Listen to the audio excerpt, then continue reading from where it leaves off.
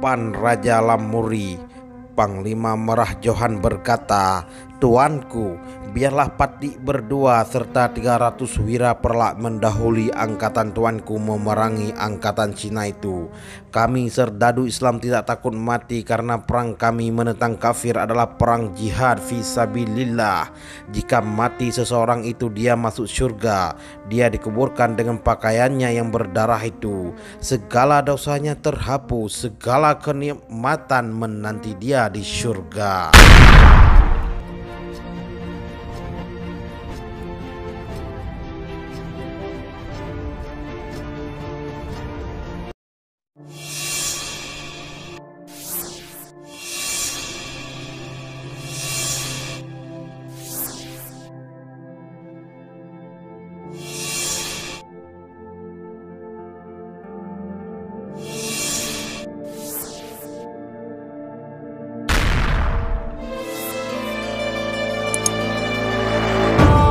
Mutuah Putri Neng kalah berperang namun beliau menang beragama.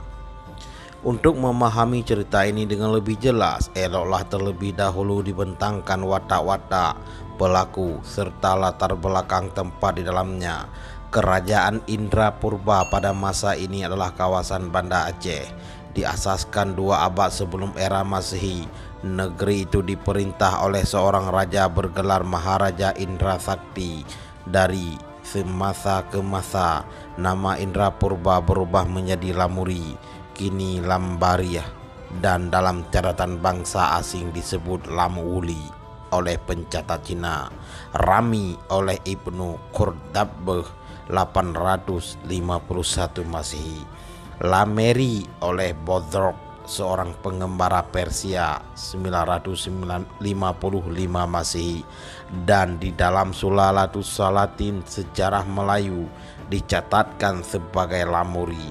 Pada tahun 1023 atau 24, Raja Rajendra Kola I dari selatan India melanggar Lamuri, dan menurut hikayat raja-raja Pasai, Lamuri masih ada sehingga abad ke-5. Saudara Mutuah, diceritakan bahwa semasa pemerintahan Maharaja Indra Sakti, kerajaan Indrapurba atau Lamuri diserang oleh satu angkatan perang Cina di bawah seorang panglima wanita bernama Nian Niong Lian Qi. Maka utusan pun dihantarkan ke Perlak untuk memohon bantuan. Pada masa itu Lamuri belum lagi diislamkan, maka Raja Perlak menganggap inilah satu peluang untuk membantu Lamuri, dan jika menang dapat mengislamkan Lamuri.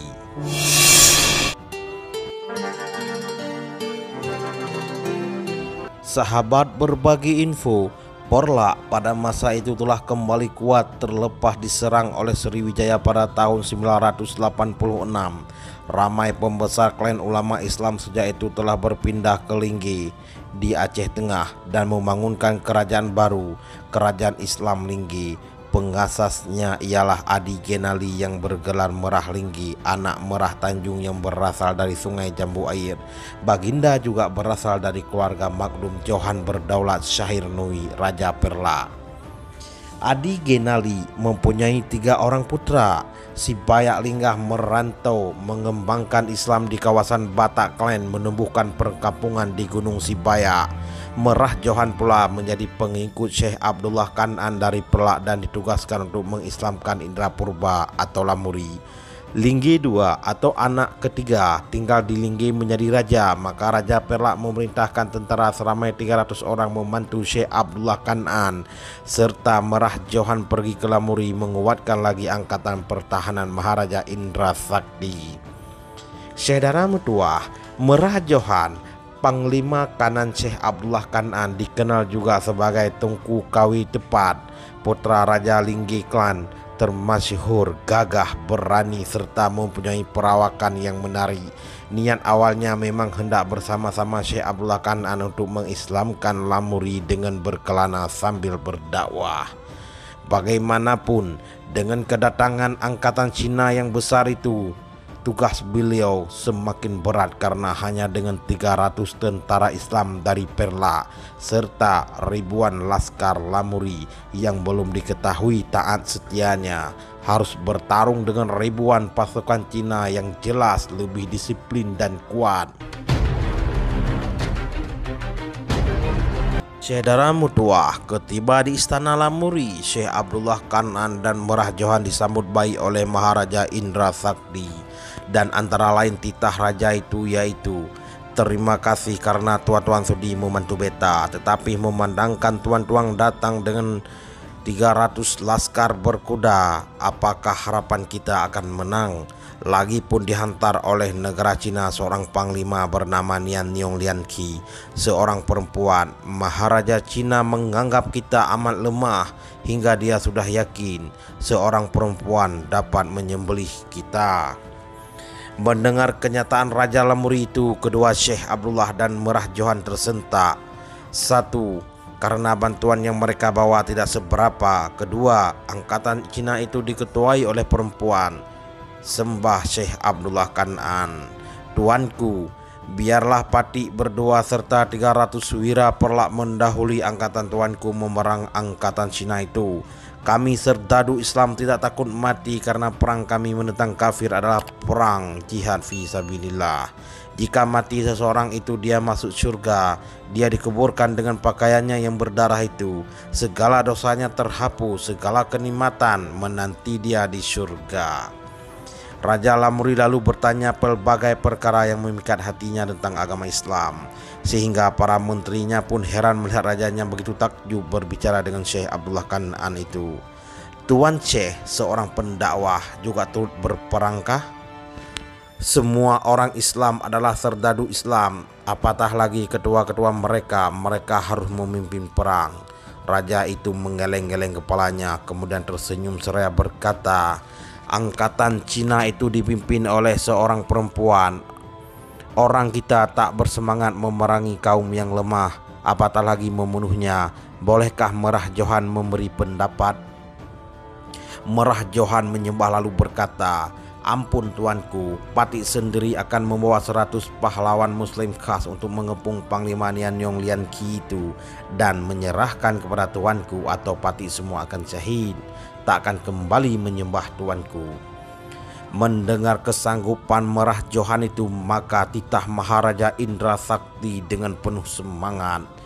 Jika demikian pengakuan Merah Johan yang sedia membawa kemenangan kepada beta dan Lamuri, maka beta serta rakyat Lamuri akan beta serahkan kepada Tuan Syekh untuk diislamkan, dan Merah Johan akan beta kawinkan dengan putri beta, Putri Bulun Indra Purba Kusuma.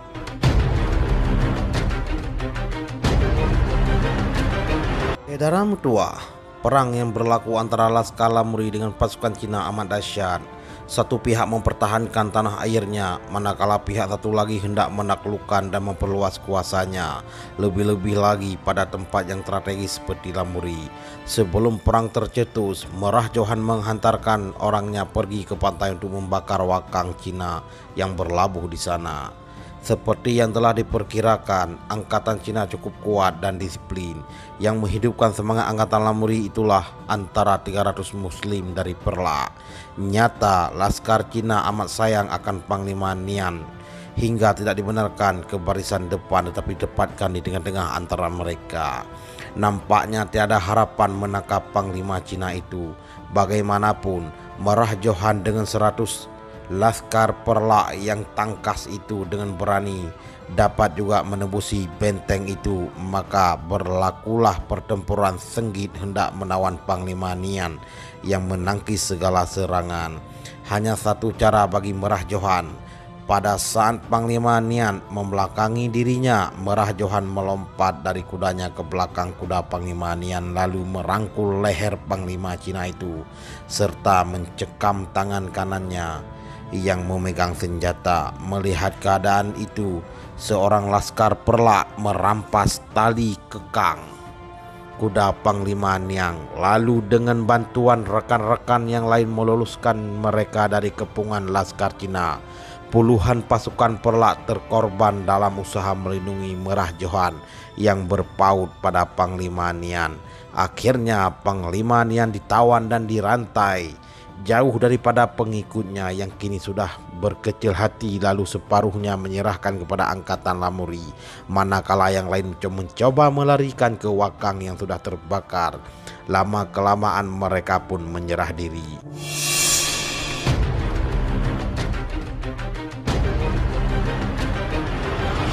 Saudara mutua, dalam perjalanan dari medan perang ke istana Raja Lamuri, Panglima Nian dirantai dan diikat dengan menunggang kuda di sisi Merah Johan yang sentiasa terhunus pedangnya panjangnya.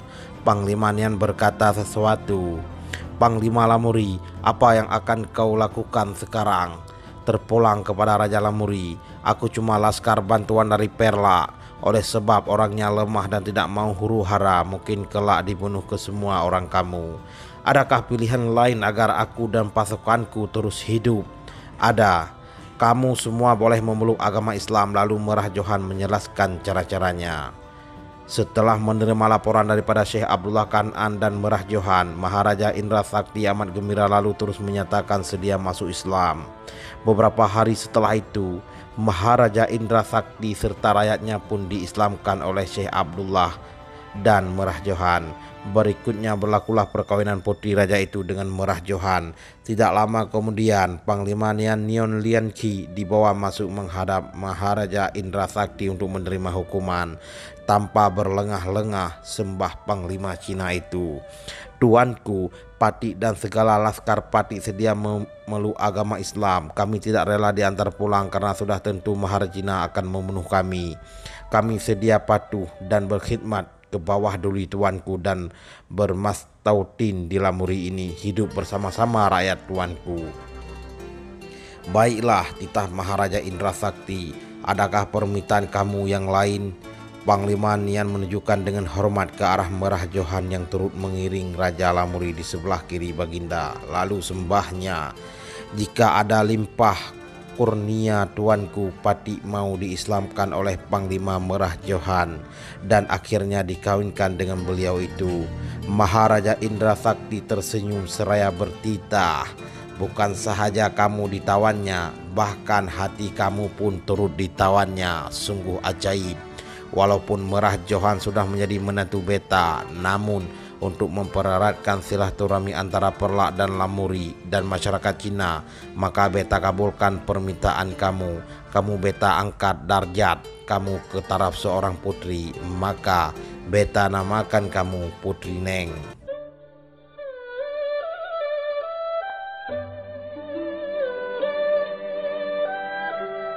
Sahabat berbagi info, beberapa hari kemudian berlakulah pengislaman besar-besaran dibuat kali kedua di Lamuri. Di istana dengan penyaksian Maharaja Indra Sakti, Panglima Nian yang kini dipanggil Putri Neng pun berhadapan dengan Merah Johan. Setelah mengucap dua kalimat syahadat dan segala yang hadir berdoa, maka Syekh Abdullah Kan'an tampil di hadapan Merah Johan lalu mengijab kabulkan kedua panglima itu. Kelihatan Putri Neng amat terharu dan menangis terisak-isak karena amat gembira menghadapi kehidupan barunya sebagai seorang muslimat yang akan mempertahankan agama barunya di Lamuri, meninggalkan cara hidup lamanya. Merah Johan sebagai menantu Maharaja Indra Sakti tinggal di Lamuri mengetuai angkatan tentaranya. Apabila Maharaja Indra Sakti mangkat, maka Merah Johan diangkat menjadi Raja Lamuri dengan gelar Sultan Alaeddin Johan Shah, dan baginda memerintah bersama-sama kedua permaisurinya dari tahun 1205 hingga 1234.